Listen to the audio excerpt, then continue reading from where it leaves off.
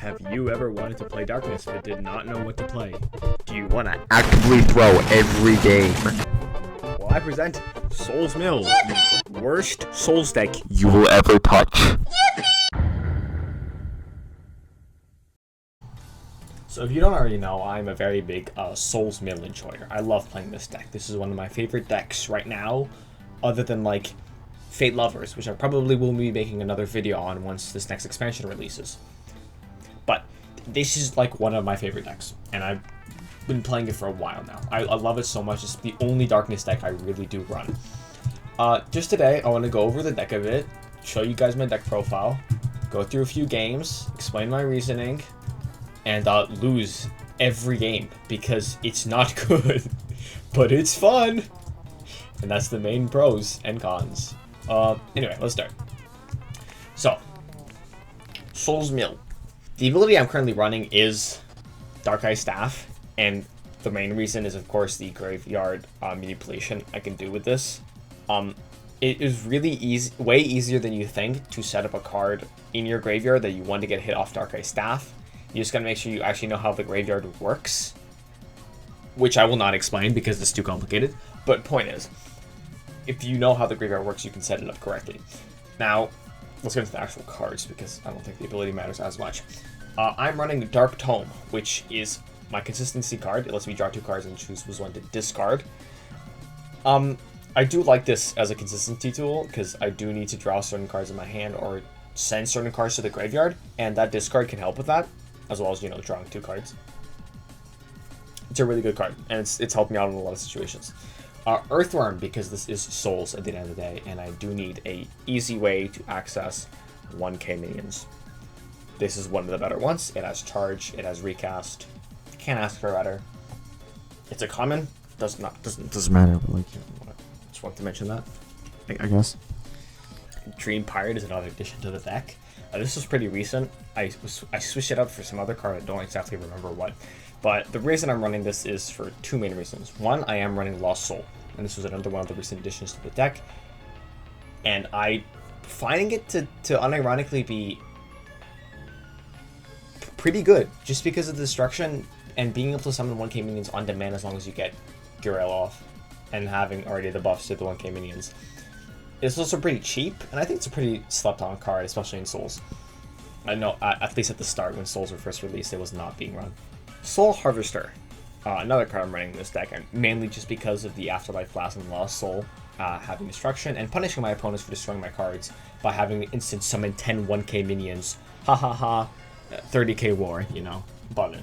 But I'm finding it really fun. It's really cheap as well, so I'm really enjoying it because I do have a lot of really high cost cards. Dollface, which one of the newer released Halloween cards. It swaps my deck with my graveyard. Must I elaborate? Lost Soul. This is my AoE check, part of my interruptions, and part of why Darkness is a good element. Being able to use big AoE cards.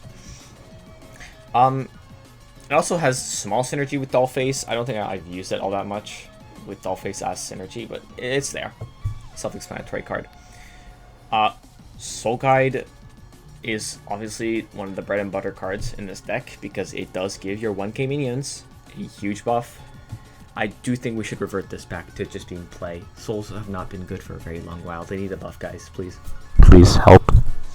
Helix as one of my main combo starters. Since I can send a lot of cards to the graveyard, this can help me do that more consistently. Not do that, sorry. That helps me utilize the graveyard more consistently. Afterlife Blast, which is funny. I pop summon minion twice because it's funny. And it's Souls, so I enjoy having the 1k minion. All these higher cost cards are kind of just like self-explanatory, really good cards. Hence why I'm not elaborating on them as much. And then Giga Slug. Obviously, this is a mill deck. I'm going to be running Giga Slug since it's a really powerful card. Well, kind of. Copium. But it stacks with more times to send to the graveyard, so of course I'm going to be using it. Now, the general strategy with this deck is cycling through Giga Slug as fast as possible, and utilizing cards in the graveyard as much as possible. I don't think the priority is essentially getting Giga Slug to 20k power. The priority is just mill, and then utilize those cards in the graveyard as well as possible. It's essentially summoning from deck. It's the closest we have to summoning from deck, because we can just mill everything, summon from graveyard. Basically what it is. And I definitely would love to play this more if it gets more support, but currently it's just not the greatest deck. Now let's go into some practice games. So here's a game I played. As in our example game. I started here by playing Giga Slug just because I want to get in the graveyard to start the stacks going up. I don't need to commit anything here. No need to use the Aftermath Blast. I'm basically waiting for the Ultra side to use that. I pull Dark Tome off War, which is pretty good because I do get to hit the Soul Harvester into Grave to set it up for some future Souls plays. I don't win the war, but I don't care as much. I got a really good hand for next turn and some nice setup in the graveyard. I think my play here was probably just Drill. Or I might have Dollface to get the Lost Soul in grave first. But I probably go out first, yeah. So, make my presence on board. Them not committing here would be, yeah, it's probably kind of expected. I do Dollface here, so I can get the Dark Eye Staff to hit the Lost Soul instead of anything else. So I do have a Lost Soul on demand. And I'm pretty, like, the Ultra side also got it up the deck, so I basically can't lose this war.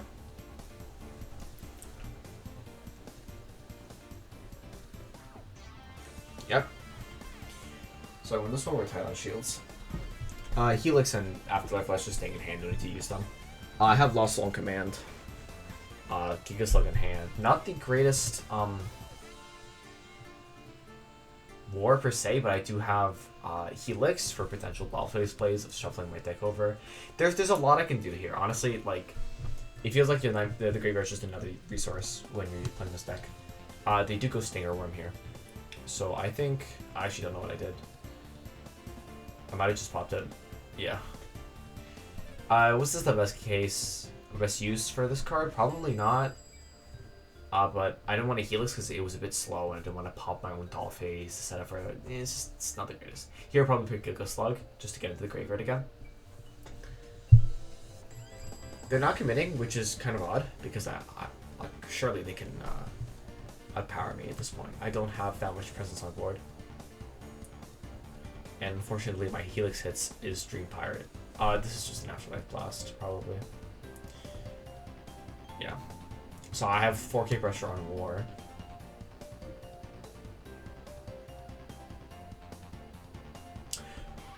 Okay, so what I did here is I did play Lost Soul, and this is a misplay.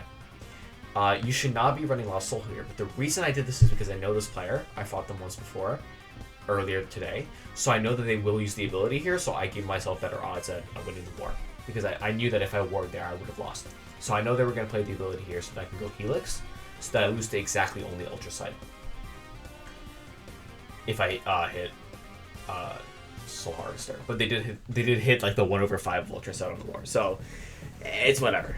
Like, I tried to play according to how they played, but they just hit Ultra side on war, so it was whatever. I'm down a shield here. I drew whole Soul Harvester, which is, I want to get that engraved as soon as possible. I go Dark Tome, get the Giga Slug out of my hand because I see the 2 cards in hand, so I'm not like, they're not going to commit that much onto the field because they do have Ultra Set engraved. Yeah. And then I just win the war there. Worms can pressure without Ultra Side, of course, but I don't think, like, if I really needed to, I still go for the Dark Tail one with the rest, just because I do want to get that proc as fast as possible, so I can make the most use out of my 1k minions, especially on Soul Harvester. Not the greatest hits here, but what I do is I try to reset the Dark Eye Staff by getting the girl out of grave, and I do hit Giga Slug. This is the top card of my not the top card. Weird graveyard shenanigans. It's the last card that Dark Eye Staff would hit. Here I do the math, and I think Giga Slug, as long as I don't hit Dollface, this is a win war. So it's a 2 out of 3. I do hit Dollface, but they low roll and hit Cape Gulper. So I just pray I have to hit Lost Soul or Afterlife, which both are guaranteed. I do decide to hit Dollface here for the Lost Soul, just because I wanted to get the Afterlife Blast engrave and the Dark Tome in my hand instead. I would prefer it for the draw, just to see if I can potentially get a better hand. Afterlife, Dream Pirate, and Soul Harvester is not the strongest hand, per se. Especially since the Soul Harvester is pretty dead. I did not get to set it up this game at all, but usually I can hit like 6 or 7 souls off Soul Harvester, and it's really, really good. I do get the girl out of my hand here, since it's dead. No need. No need to commit here. Please don't commit. I should. Oh, no. I play a Harvester because I want to get 8 in graveyard so that next turn I can set up for some potentially big sweep plays. And they just commit here, which I was very confused about because I'm like, there's no need to commit, you can just war. There's no need to overcommit to your field if there's no big pressure. I do hit Gigaslug off 4, which wasn't optimal, but it's whatever. First card is Harvester. Yep. So I have a really good hand here. I'm not going to Dollface because I want to keep the stuff engraved, especially the Harvester target. So I can do a lot of popping this turn. So I just play Earthworm. So that's 6k pressure right now. And Lost Soul and Helix off 4, which are both really good hits. So this is pretty good. They go for 4k. I just Afterlife Blast. No need to do more. Slowly stacking up the Soul Harvester. They have 2 cards in hand. I don't know why I fact checked that graveyard, but I probably didn't. 2 cards have been revealed. Not that much pressure. I can simply Afterlife Blast again. And it's basically a guaranteed war because of Lost Soul and Helix. Especially the Helix being able to hit the Soul Harvester, and then I just Lost Soul their entire field. And that's a 6. That's the exact. That's a 6 Soul Harvester. That's game.